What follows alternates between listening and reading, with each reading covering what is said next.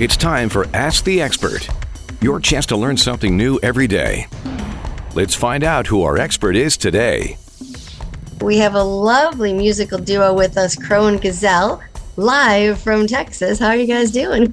We're doing great. Greetings. Yeah, greetings. All right. And you were explaining to me because Texas is like 5 states in one. Let's face it. You look at the map, you're like, and if you've never been, Yeah. So you're Northwest Texas. Yeah, out in a rural small town where I grew up, actually. We've just been here a few years. But yeah, we live out here.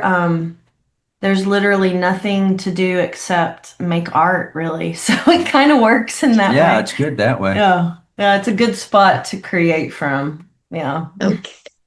And how did Crow and Gazelle come to be? How did you guys meet? And what's the story behind it? Well, back in 2005, I've been a professional musician since I, was in my early 20s, and I'm 55 almost. And back in 2005, I had the McClure band, which is me, and my booking agent. She was my representative at the booking agent out of San Marcos, Texas, just south of Austin. And we became friends, and so we've known each other for over 20 years. And then I went through a divorce in 2018, and we ran back into each other and just started hanging out, and we're still doing that. Yeah. We've been married for 3 years and been together for 8. And sometime during COVID, I was doing, I didn't really know. I knew she sang, but I didn't know if she had that much, how much aspiration to do it. And I'd been playing in my solo band for a while, and I was doing all the Facebook Lives, those kept so many musicians alive during COVID. Kept the lights on. And anyway, I'd hear her singing harmony in the hall, and I'd be like, what? Bring that in here. And she'd come in. And reluctantly. And I finally would get her on camera. She didn't want to be on camera, which is funny because she's a filmmaker. And well, yeah, we want to be on the other side. Yeah, exactly. But so she slowly started doing that, and then we started writing together, and really liked what we were doing, and then we just kept on and on playing and singing, and it all was kind of born out of the COVID lockdown, I'd say, and then it just made sense to keep it going, and we were drawing these spirit animal cards one night on our first date, and we drew a crow and a gazelle. And that's where that name, we kept those cards out for a while, and the spiritual totems of each one of those kind of matched up to us, if you're into any of that kind of stuff. And anyway, what Crow and Gazelle was the producer's name on my last solo record that I did during 2020.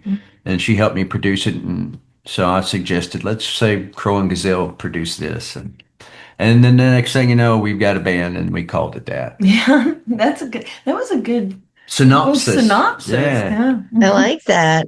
Yeah. So Mike and Chris Lynn, is that how you pronounce it? That's right. Oh, that's beautiful. It's got a unique spelling. Thank you. Right. Yeah. So you mentioned San Marcos, which is not far from Kyle, Texas. Yeah. Are you from one Kyle? Of my favorite places. Oh yeah. Cool. Kyle's by Austin. Yeah. And then Mike, I noticed you worked with one of my favorite bands, Cross Canadian Ragweed. Oh wow. Their name doesn't come up much. I saw that in the bio. I was like, oh my God, Cody Canada, those guys are the best. So how did that come about? I love that band so much. When I was in the band, I still am in a band called The Great Divide, and we're from Stillwater, and we started in 92. And about 94, we put out an album, and Cody was working at a teener's boot store in Oklahoma City with Wranglers and starch shirt, cowboy hat. You wouldn't recognize him. And he was a fan of The Great Divide, and he was also playing music around that area. And he met a radio station guy named Dave Dotson from one of the radio stations in Oklahoma, and he brought him to meet us at my house. And he was really young. I was probably 22, so he'd have been 17, maybe 18. And but he came over and we hung out and he jammed with the Great Divide and went out one weekend with us. We went on a little run and he played guitar and I wanted to get him in our band and other guys thought we had too many guitars and so anyway, it wound up, Cody had to start his own band and when he did, he called me to produce the records because he knew I'd done some records with Lloyd Maines and knew what the process would be. And so they were really the first band that I started producing and that was in the year 2000, I think, somewhere around there. They had a good run. I know they played House of Blues in LA, and then before the pandemic, Cody did a run, and he played at some different places, like Bakersfield. We saw him there. It was so Oh, great. that's cool. Yeah. I love all those songs. Yeah, there's something else. They're a very special band. Wow, so the Great Divide. That's your other project. Give us a little nutshell about that and what that's all about. Well, it was a band that I started. I met these three cowboys when I moved to Stillwater finishing a psychology degree, and I met these guys and just started hanging out. And they already had a band, and their singer left, and I was going to be the guitar player, and I didn't want to play top 40. I wanted to play, different stuff like Robert Earl Keen, Jerry Jeff Walker, that kind of stuff mixed with my own stuff, and that led to them leaving and joining me and starting the Great Divide, and we put out a record, luckily with Lloyd Maines, who's Natalie Maines' dad, and just a Texas legend, and he taught us how to make records and made our first three albums. And that got everything going, and that led to a record deal with Atlantic Records in '98. And we were with them for a couple of albums, and then another smaller label after that. And then we went through a breakup in right around 2000, somewhere around there. And that was for 10 years. I went off and did a solo thing, and they replaced me for a year or so and had another singer, and that didn't really work out very well. And so we, after 10 years, somebody called and offered us a lot of money to get back together for a show. And I thought, oh, that'd be kind of crazy, it'd be kind of fun. And so we got together and put a lot of stuff to rest. But stuff that we still work on to this day, as far as coming together as people. Sometimes it can be difficult in a group when everybody has an idea about how things ought to do. And, so it's been a constant growth with them guys, and we made our first record in 20 years, not a couple, maybe three? 22, so yeah. Somewhere around there, and called Providence. And that was great. We had some success at radio with some of that, and we're just about to put out a new single, so everything's still rocking along with those guys, and it's been a blessing. Yeah. They're about to go play a stadium show in Oklahoma with Cross Canadian Ragweed. And that sounds fantastic. Yeah, that's this weekend. So they're playing the stadium on Saturday, and then Crow and Gazelle has a show on Sunday up there too. So it's like everything gets to coexist, I think often as artists, you get like splintered. I watch him like struggle to think all these things have to be like kept in their corner, and it's like, because like you said, when there's a lot of things involved in people, but it's really cool when things can just spill over and be in flow together. And so we get to go experience that this weekend, which is really cool. And if this is somebody watching later, we already did that, and it was amazing. Oh yeah, it is amazing. It was amazing. I forgot. That's good stuff. Ask the Expert. We've got Crow and Gazelle with us, a great musical combo out of Texas, and they tour everywhere.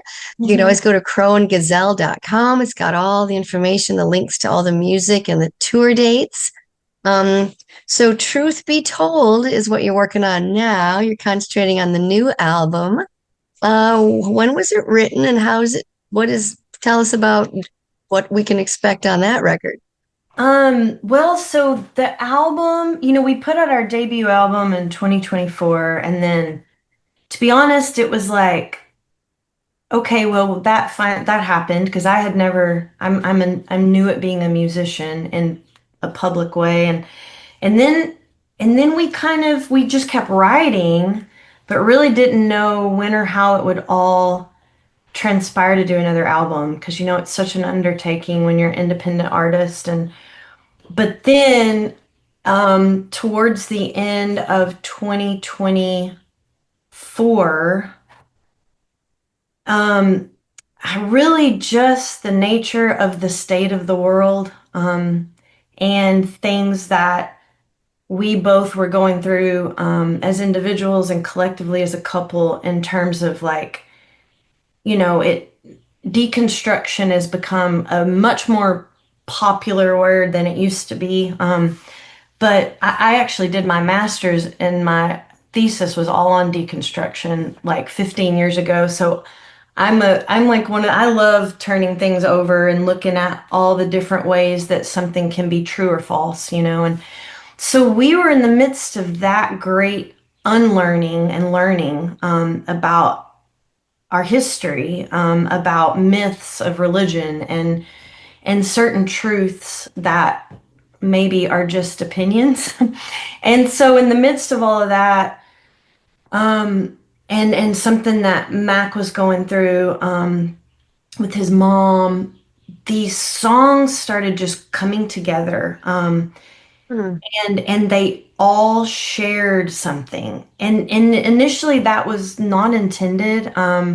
Max said our album wasn't contrived, but it arrived together. And that's really what happened, because and as soon as I acknowledged it and kind of bared witness to how what was being brought together and what the thread was, and I got really, really excited about it. And we then started, it was like half the album was written, by early last year, and then we just kept churning at the fact that it was actually a concept record, really pinned around the idea that it's exactly what we're really all experiencing, that the world as we know it is crumbling. And in this instance, if there is to be a better world made, it is most likely led by women, because the patriarchy has had its chance, and that if we're going to have a revolution, it's going to have to be led by love. And that's really the precipice of the record. And it's sort of these two central characters, which are a dramatized version of ourselves, I guess, but really kind of seen in an apocalyptic world, trying to secure love as the thing that we're worshiping, as people, instead of war and blood and AI and all these artificial things. So the album is just really trying to look at stuff that's kind of heavy.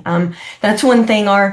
The first album we put out was a lot more, I guess, not hopeful, but this one is hopeful, but it's a different kind of hope. I think it like is a more honest hope, maybe.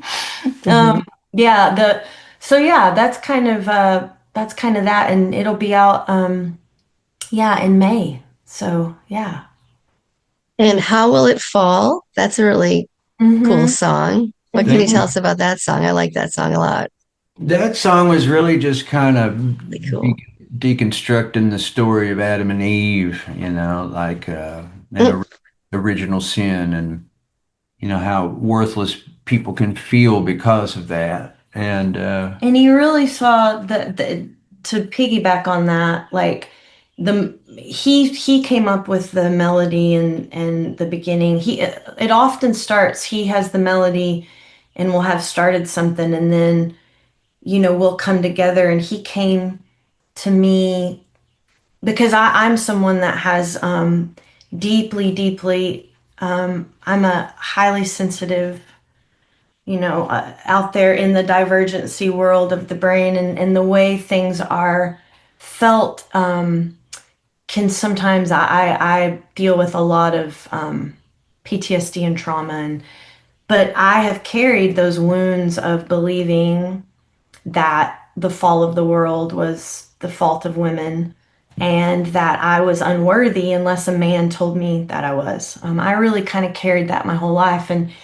he knows that. And he really brought that song like a love song, saying, like, taking apart that and putting it into a song. And then, yeah, it was a really, really, it was like this powerful, even if it had never made it to a record, it was this moment, because we talk about this stuff all the time. We have a deep, communicative, open relationship, but when it gets put into a song, it's like it takes on this whole new glory, and him just playing the beginning of it was this affirmation, that he understood, and in turn, men carry it too. It doesn't matter the gender, or we all carry these kind of wounds of unworthiness. And the Fall How It Will is really trying to bring us back to something that is more tender, and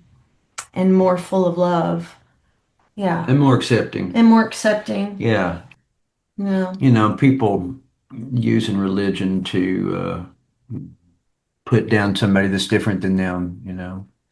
Doesn't make any sense. Doesn't No. make any sense. No, it doesn't. And this song is for them. It's like one of the lines in it is, "But this garden has no walls at all, and the God of my knowing's not small, and is beating inside of us all." And we believe that. We believe it's beating inside of every one of us, and that part is the Godhead. And that stuff is what interests us. And being in a conservative state, sometimes we don't really mesh with other ideas around here. Uh, but but there's it's for those people that feel the way we do. And hopefully, if someone's teetering on the edge of not certain, it's nice to have a group that at least feels the way you do. Or at least questions it. Yeah. I think that's the part. This album is really brings up a lot of questions, and it doesn't necessarily answer everything, but I think it's about looking, just seeking and looking for the possibility that there is an alternative, and that everything that you have been taught to believe may not be true, or at least may not be true for everyone, nor should it be.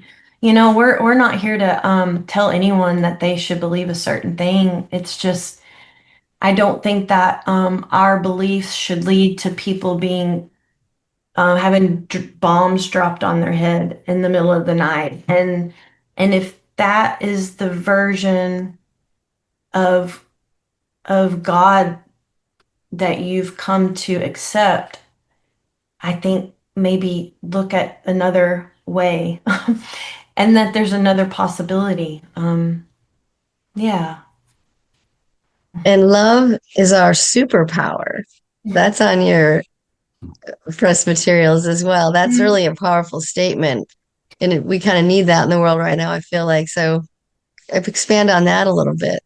Yeah. She came up with that sticker. I just saw that sticker on my guitar case. Yeah, I came up with that. Yeah, that as a sticker several years ago. It was like, yeah, because it's like, It is a superpower. It it is a overcomes. superpower. And it's kind of, it's like the only thing, it's not the only thing, but it's one of the few things. The frequency of love has been measured actually scientifically, and it's like it vibrates and creates waves of energy at a higher frequency than any other emotion, any other feeling. And so scientists know that. And then those of us who live in the acceptance of radical love know that, when our lives are transformed by real love, that it's the most powerful thing. And so it's kind of like, if the scientific community and humanity actually can agree on this, it must be the superpower. And for me and for us, it's like, the idea that anything other than love is what will ultimately save us is so heartbreaking. And because it's just not true. And when we say love is a superpower, it's really it's not the meek love. It's Bell Hooks said love is a verb, love is an action. And it is. And right now, oh my God, we need it. We need it more than ever, and we have to extend it, unfortunately, to everyone in every direction, I think, because the ones that bring us the most harm, they're missing love. They clearly don't have it. It was either taken from them in their childhood, that it was never given to them, and that's really what I work really hard on personally is trying to stay in that frequency of love. And although I dip down into anger and rage, and righteous anger has such a place, but I try to let it swoop me back up, so that we can be more impactful. Yeah. Ask the Expert today. We've got Crow and Gazelle on, a great musical collaboration out of Texas with a lot of great albums out, including the new one, um, Truth Be Told. So everybody can look for that on wherever you consume your music. Mike and Chris Lynn are with us. So the Texas sound, like there's country music and then but something about the sound of Texas. Can that even be explained? Like you were mentioning Robert Earl Keen and some of these artists and like Stevie Ray Vaughan, like there's a certain sound of Texas that I don't know. It's just what it is. You talk about your thing, but let me say, you saying that because earlier when he referenced Lloyd Maines, I was going to say, Lloyd played with Joe Ely back in the '80s, I like know, I love that him. killer band. So something Joe Ely said about like, of course this is more about Lubbock, but it's like out where we live, and in Texas, although we've got these huge like these huge metro cities, the majority of the state is still wide open. I mean, it's like, you've just got farmland, you've got desert, you've got all these things. And Joe Ely referenced that by saying, when I see all this great emptiness, when I look out and see nothing, I just want to fill it with Mhm. something. And that really speaks to me. And I think there's something about kind of also this spirit of making something out of nothing, like which Mhm. creates which means you have to have a certain kind of inventiveness, maybe. Yeah, I don't know. What do you think? It's hard to pinpoint it, Yeah, I just think that just maybe the people that ended up in Oklahoma and Texas, there's just kind of this independent, not that everybody's not independent, but there's it is just, a very, and it kind of, yeah, almost it's to the point that it's not great, but individualizing, like yeah, independence, yeah. uh-huh. Yeah, I don't And know. It's got to be influence too. There was just such a music scene that came out of Austin and that influenced so many people. Mhm. And Which was considered back that, if you're like the referencing with Willie Nelson, or that was like that outlaw movement, and really just trying to make something in that way the antithesis of what was being made in Nashville at that point in time. So yeah, it's like, and then that becomes that mainstream. becomes mainstream, but there's still that spirit of, yeah, I think trying to do it your way, and not worrying maybe as much about if it sounds like someone outside of Texas, even, talking about how big Texas is, because there's such a scene, and there's a whole scene called Texas music. And it's like people can play, you know, hundreds of venues in Texas and be huge in the Texas music scene and never play anywhere else because it has such a like ecosystem. It's really interesting. Yeah. Yeah, I think like a lot of us from Oklahoma went out to Nashville and didn't quite click at first, and then it was, well, let's go to Texas, Yeah, it was like its own. and then there was like this infrastructure in a way to where there were clubs and there were Mhm. that would house bands. Mhm. They were everywhere. And up and coming bands. Uh-huh. Yeah, so we just went down there and just kind of did it our own way. Hmm. The road goes on forever and That's the party right. never ends. Party never ends. Party ends at 9 o'clock. Nowadays. That's quite a lyric, Joe. Thank you for Yeah. that one. Uh-huh. And I just realized, so your hat says radio on it, Mike. Mhm. Where's on the back of that? Or is that just a standard It's radio just hat? that. Just radio in general. No, it's a coffee shop down in Austin. She Yeah. used to work I at used to work there when we got together. Yeah. It It's was a called the great, Radio Coffee Shop? uh-huh. Yeah. No It's, way. yeah. Okay. And they've got I'm great excited. merch. They've got great merch. Yeah. Yeah. Yeah. And they I have like great it. they have great music there great too. coffee. Great coffee. Yeah. So if you guys could jump on stage with any band, let's Oh, say who would you want to just be like, oh, we're gonna jump on and join them on that song? Like that's our Oh, song. yeah. We want to, you know. Neil Young. uh-huh. I was All just right. thinking the same thing. Yeah, we would both just stand there crying. Yeah, I would just Or cry. Willie, you know. Yeah. I've got to open for Willie a couple times. It'd be nice to. Yeah, I never joined him on stage. the Neil Pantheon, is that the word? Pantheon? I don't know. Not even the right word, probably. That's running pretty deep for us both right now. Like, and knowing he's getting ready to make or they're making a new album. And Oh, nice. we were just, Oh, we went and saw his last tour there with the Chrome Hearts. oh, Yeah, it was really ball incredible. stood for but he threw his hip out standing on the Yeah. concrete for so long. Yeah.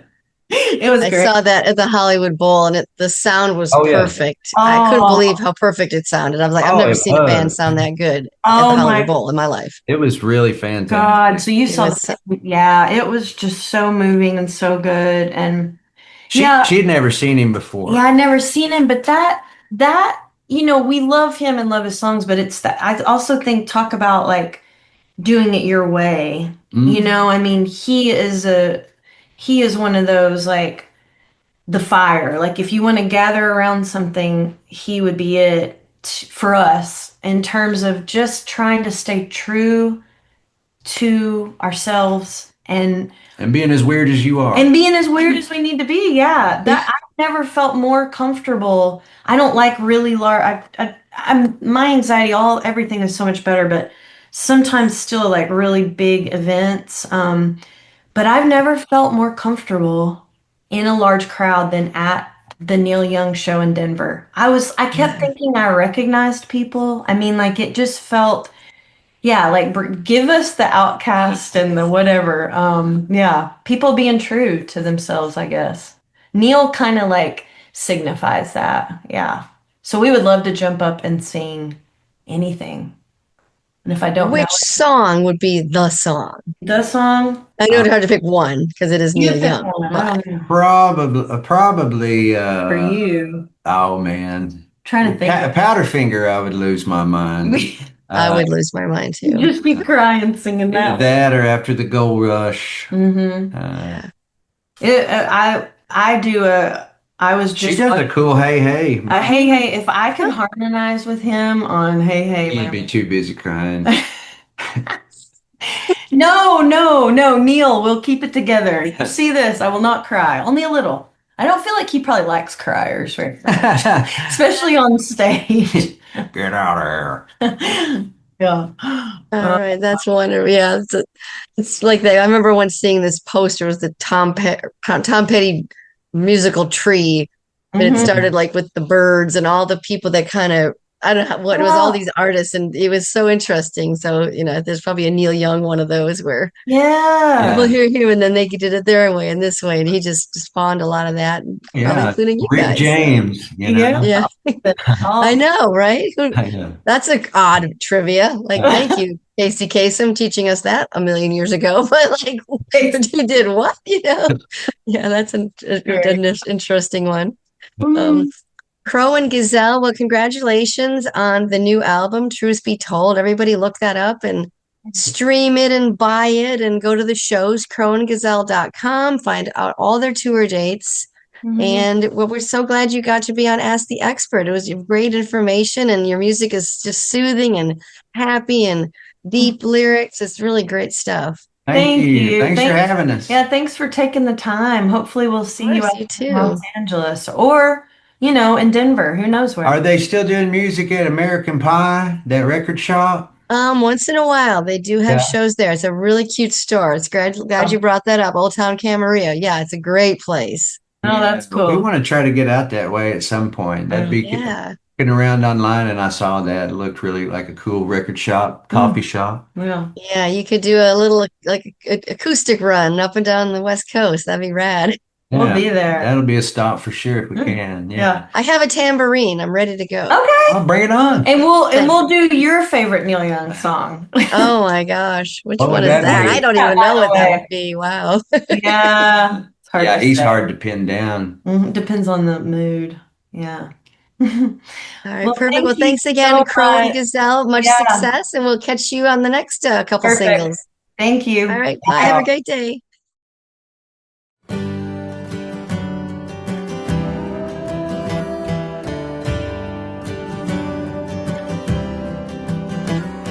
Standing outside of the gate, pushed out, they told you by fate. And how long will you make yourself wait to come on back home? Come back now, for heaven's sake. There was no falling from grace. You were just the first one awake, the first one to know. I know. Won't you lay me down somewhere easy? Let the sun settle in over the hill. Won't you stay with me at least until morning?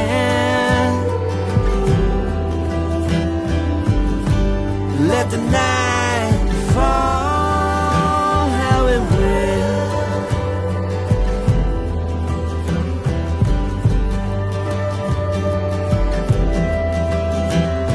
And fables got turned into truth, pounded in you in your youth, confounding your spirit, confusing all that was real. But this garden has no walls at all, and the God of my knowing's not small, and it's beating inside of us all. I can feel, can you feel? Won't you lay me down somewhere easy? Let the sun settle in over the hill. Won't you stay with me at least until morning?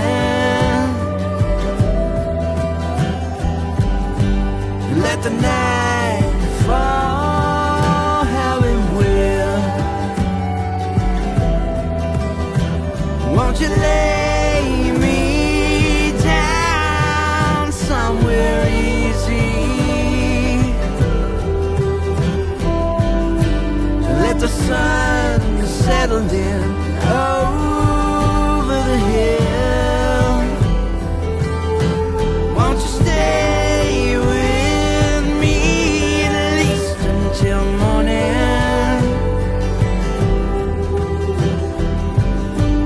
Let the night fall how it will.